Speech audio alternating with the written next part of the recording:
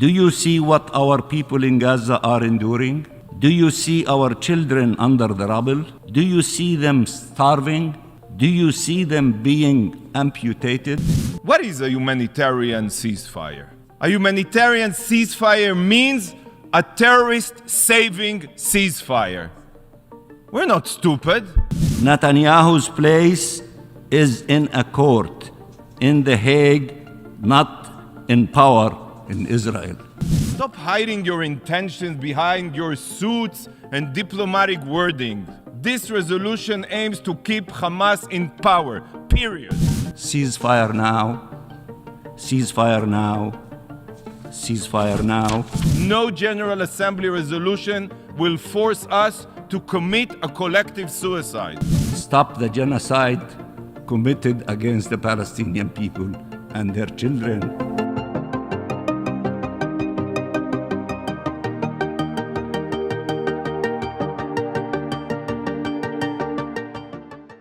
People around the globe have been calling for an immediate humanitarian ceasefire, of course, including the Secretary General and all the leaders of UN humanitarian agencies. The United Nations, through the Secretary General and all its agencies, have been calling for an immediate humanitarian ceasefire. The humanitarian and human rights community have been calling for an immediate humanitarian ceasefire. The Security Council, through 13 of its members, was ready to call for an immediate humanitarian ceasefire, only blocked by one vote, one veto.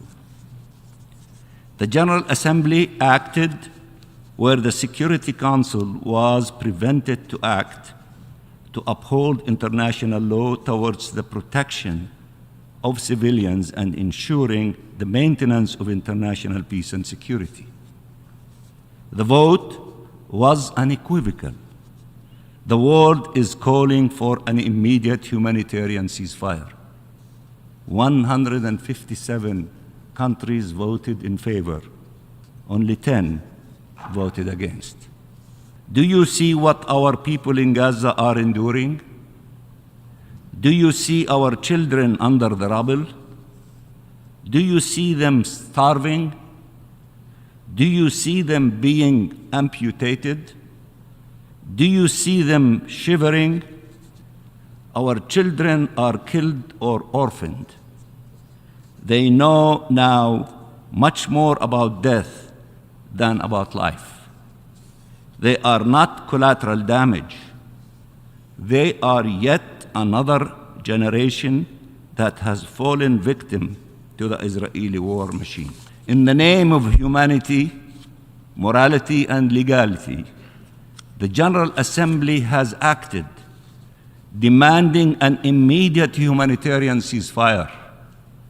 Israel has failed in its efforts to bully, intimidate, and silence the member states of the UN. Member states have voted yes to the UN Charter, voted yes to the Geneva Conventions. On this 75th anniversary of the Universal Declaration of Human Rights, they voted yes for human rights. And on this 75th anniversary of the Nakba, they voted against new Nakba and never again to allow another Nakba to happen. We salute all of you who stood with the Palestinian people and who stood with justice and with international law. This vote must be followed by a resolute collective action to ensure implementation of this resolution without any further delay. Netanyahu is demonstrating every day that the target of this assault is the Palestinian people and the Palestinian state. He is saying it openly. Supporting this assault is allowing Netanyahu to pursue his criminal objectives. Netanyahu's place is in a court in The Hague, not in power in Israel.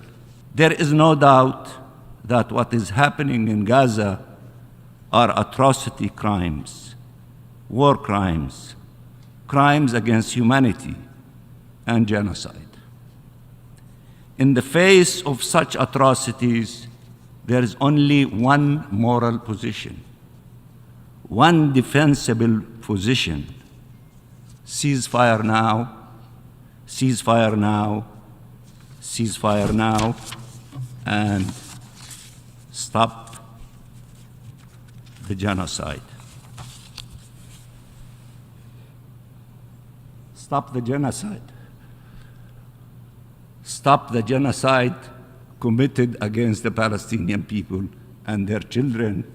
The future that awaits us if the Hamas Nazis are not eliminated, if there's a ceasefire that will allow Hamas to regroup, to rearm, to continue their reign of terror in Gaza.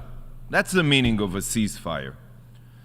This resolution that so many of you, sickeningly, I have no other word, applauded,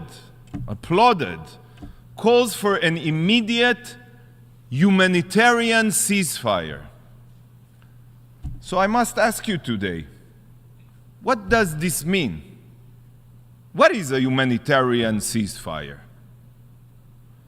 Is it a ceasefire for 6 hours to allow food and water to enter Gaza?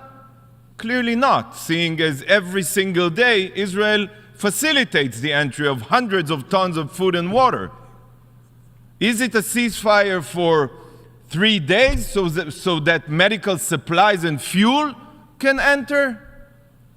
The answer is also no, as truckloads of these supplies enter Gaza through Israeli facilitation every day. How about a week-long ceasefire to evacuate wounded civilians? No again. This is already happening on the ground, alongside field hospitals and floating hospital ships. Israel facilitates all these efforts. So I ask again, what is the meaning of this humanitarian ceasefire? There's no such a thing. This is one big lie, a whitewashing of the truth. A humanitarian ceasefire means a terrorist-saving ceasefire. We're not stupid. This resolution only seeks an end to the war against Hamas Nazis. Sorry for the words. You don't give a damn about Israel and our future. An end to the war means turning our backs on the hostages. It means ensuring Hamas's continued rule in Gaza. I don't get it. We're 18 years of oppression in Gaza, by the way, against Palestinians, digging terror tunnels into our soil, into our territory, and indiscriminate rocket fires, thousands and thousands on Israeli civilians. That wasn't enough for you? All a ceasefire secures is a future for the genocidal jihadists. It is only Hamas that this resolution is defending. Stop hiding your intentions behind your suits and diplomatic wording. Humanitarian ceasefire. This resolution has a distorted agenda. At least make this clear to all member states. This resolution aims to keep Hamas in power, period. You could have said something else in your resolution. You could have called them to turn themselves in, to release all the hostages. Then the war would end tomorrow morning. Hamas is currently holding 132 hostages in Gaza. These innocents were brutally taken from their beds, from a party, from the arms of their loved ones, and they are absolutely not being treated in accordance with international law. Hamas refused to even allow the Red Cross to visit them, the most severe crimes that can exist. And this body cannot even bring itself to say their name, Hamas, Hamas. Such cowardice. Israel's operation in Gaza is not a response to October 7th. It's not. It is to ensure, only to ensure, that such atrocities never happen again. And the only way to do so is to obliterate Hamas's capabilities. There's no other way. There's no other option. Hamas is a cancer and it must be eradicated. And every resolution passed here that doesn't support Hamas's elimination only serves to empower these terrorists and promote a future of regional suffering. Regional. This is what Hamas's Iranian puppet masters want. We know it. But I cannot understand why the Sunni countries of the world are playing along. This is why no matter how many destructive resolutions this body adopts, Israel cannot stop until Hamas is defeated. This is about our future. This is about our survival. And no General Assembly resolution, I apologize, no General Assembly resolution will force us to commit a collective suicide. We will defend ourselves and we will defend our future.